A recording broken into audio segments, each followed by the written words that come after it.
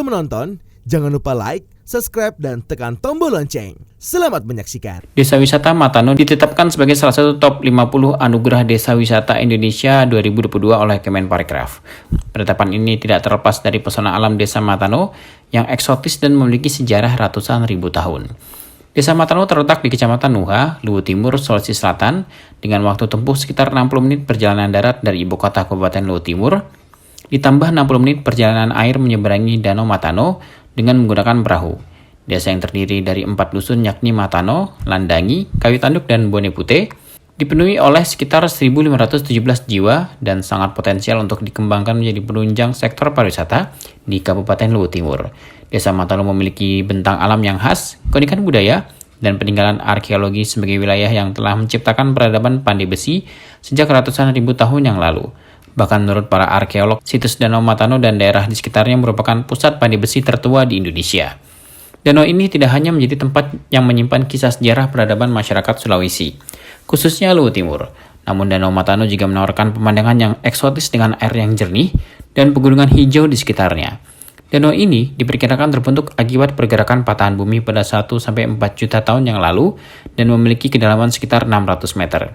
Menjadikan Danau Matano sebagai danau paling dalam di Asia Tenggara. Keunikan lainnya dari desa wisata ini adalah terdapat kolam yang dapat mengeluarkan buih saat wisatawan meneriakkan kata bura-bura di pinggir kolam. Oleh masyarakat setempat, kolam ini dikenal dengan sebutan kolam bura-bura. Air kolam bura-bura berasal dari mata air di tepi Danau Matano. Karena letaknya yang berada di pinggir Danau Matano, maka tidak heran jika sebagian besar aktivitas pariwisata di desa ini dilakukan di air. Misalnya berkayak selama 1 jam mengitari Danau Matano.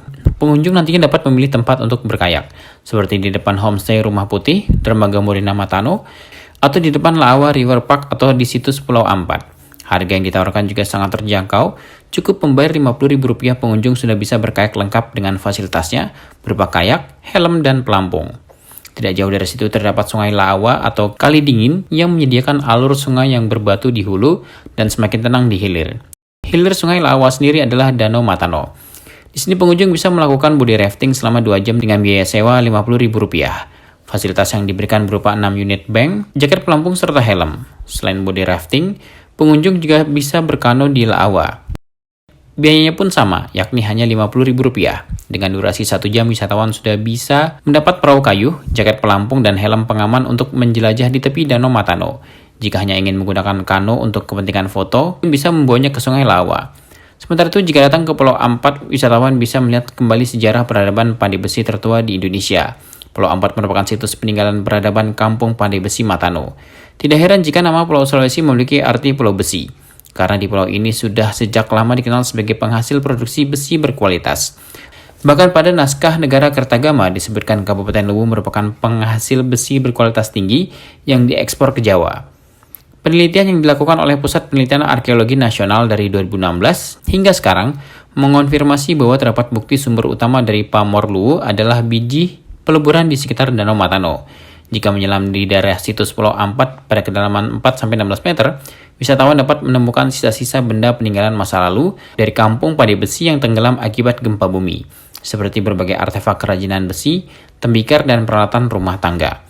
Wisatawan juga bisa mendatangi Galeri Gamara untuk melihat berbagai koleksi artefak, perhiasan, dan kerajinan besi dari masyarakat Matano kuno.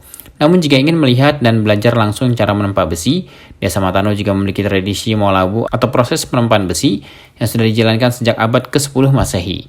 Untuk memudahkan wisatawan yang datang ke Desa Matano, tempat ini menyediakan homestay, akses jaringan internet yang baik, dan berbagai pusat souvenir yang menjual umpeo, puci-puci, sampai kanau yang terbuat dari daun enau. Tim LGN Media melaporkan.